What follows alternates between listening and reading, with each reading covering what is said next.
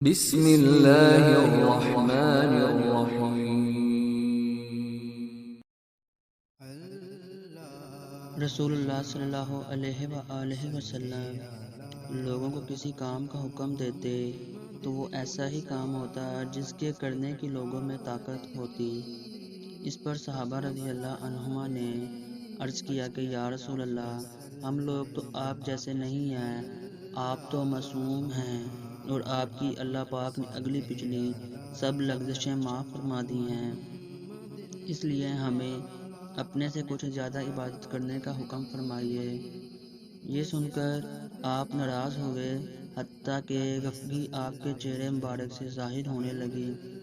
پھر فرمایا کہ بے شک میں تم سب سے زیادہ اللہ سے ڈرتا ہوں اور تم سب سے زیادہ اسے جانتا ہوں، پس تم مجھ سے بڑھ کر عبادت نہیں کر سکتے۔